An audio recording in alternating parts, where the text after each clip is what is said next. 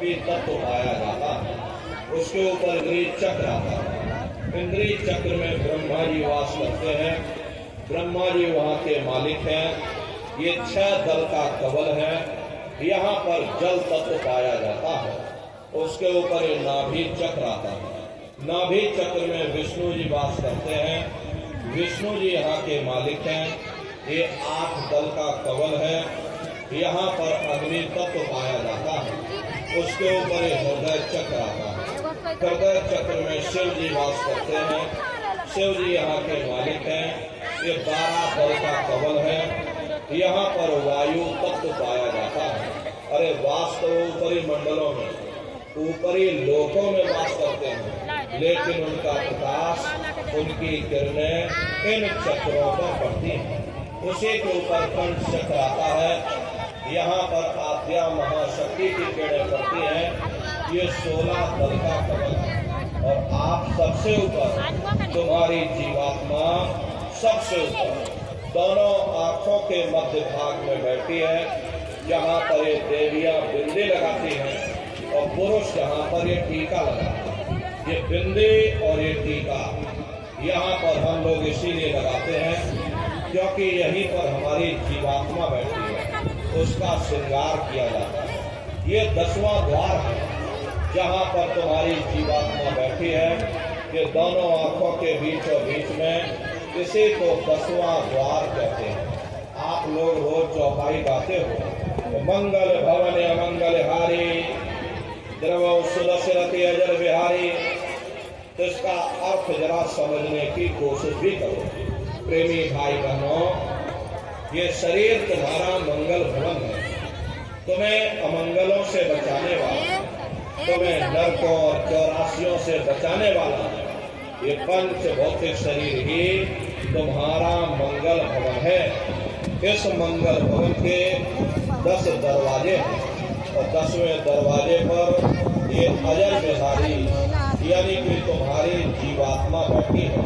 और यहीं पर बैठ करके जीवात्मा अपने प्रकाश को 9 दरवाजों में फैलाती है, जिससे तुम्हारा ये शरीर चलता है, तुम्हारे हाथ चलते हैं, तुम्हारे पैर चलते हैं।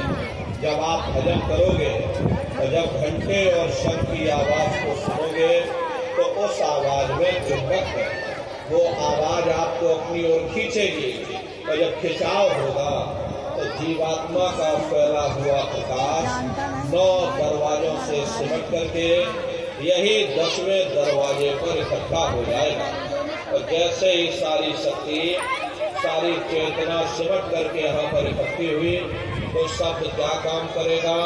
शब्द तुम्हारी जीवात्मा को खींच करके इस शरीर से बाहर कर देगा। फिर आप अपनी आंखों से देखिएगा कि हमारा शरीर ये है और हम ये करें। आप अपने शरीर से अलग हो जाओगे। जैसे चिड़िया होती है, चिड़िया घोंसले से निकल करके आसमानों की उड़ान भरती है और शाम को फिर अपने घोंसले में आ जाती है। ऐसे ही तुम्हारी ये जीवात्मा तो शरीर रूपी घोंसले से निकल करके ब्रह्मांडों की सैर करेगी, देवी देवताओं के दर्शन करेगी, भगवान राम के दर्शन करेगी, भगवान कृष्ण के दर्शन करेगी और घूम करके फिर अपने शरीर रूपी घोंसले में वापस आ जाएगी। देवी भाई बहनों, ये ब्रह्मा विष्णु और महादेव जिनकी सारी दुनिया पूजा करती है, अरे आप सभी लोग ब्रह्मा विष्णु और महादेव की पूजा करते हो और पूजा करते करते आपका ये जीवन बीत गया, जिंदगी तुम्हारी बीत गई, लेकिन कभी आपने विचार ये नहीं किया कि जिनकी हम पूजा कर रहे आखिर ये ब्रह्मा विष्णु महादेव कौन है, ये कहाँ पर रहते हैं, ये क्या काम करते हैं, इनके माँ बाप कौन है, भगवान राम कौन है, भगवान कृष्ण कौन है, ईश्वर कौन है, ब्रह्म कौन है, पर ब्रह्म कौन है, ये कहाँ पर रहते हैं। तो जरा संक्षिप्त में आप लोग समझिएगा, क्योंकि अगर हम इसका वर्णन करेंगे तो लाखों वर्ष लग जाएंगे, एक लोक का वर्णन नहीं होता है। इतने विशाल लोक इस आसमान के ऊपर बने हुए, लेकिन संक्षिप्त में हम आपको बता रहे हैं कि किन किन मंडलों को पार करते हुए तुम्हारी ये जीवात्मा अपने 5वें मंडल पर यानी कि सचखंड में पहुंचेगी। तो रास्ते में कौन कौन से देश मिलेंगे, उस देश के कौन कौन से राजा मिलेंगे, तो जरा संक्षिप्त में आप लोग समझ लो।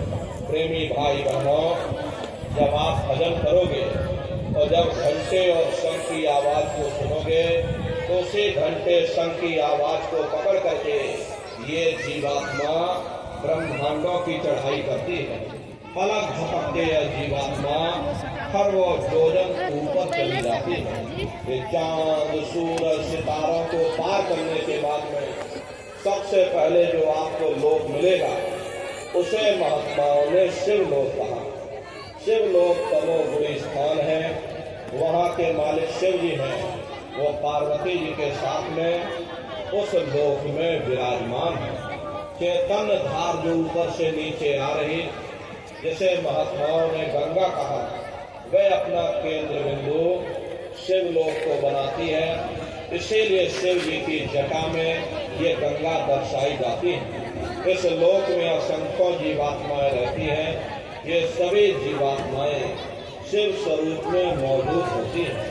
जब आप वहाँ पहुँचोगे और जब शिव जी का जब प्रत्यक्ष दर्शन करोगे तो आपका स्वरूप भी शिव के समान यानी कि शिव स्वरूप हो जाएगा। शिव जी का दर्शन करने के बाद में फिर घंटे शंख की आवाज को पकड़ करके फिर जब आप ऊपर चढ़ोगे उसी के ऊपर ब्रह्मा जी का लोक आएगा। ब्रह्मा जी का लोक वो रजोगुणी स्थान है। वहाँ के मालिक ब्रह्मा जी हैं। वो गायत्री, सावित्री और सरस्वती के साथ उस लोक में विराजमान है। और ब्रह्मा जी का दर्शन करने के बाद फिर जब आप ऊपर चढ़ोगे उसी के ऊपर विष्णु लोक आएगा। विष्णु लोक वो सतोगुणी स्थान है। वहाँ के मालिक विष्णु जी हैं। उनका बड़ा मनमोहक स्वरूप है। उनकी 4 भुजाएं हैं।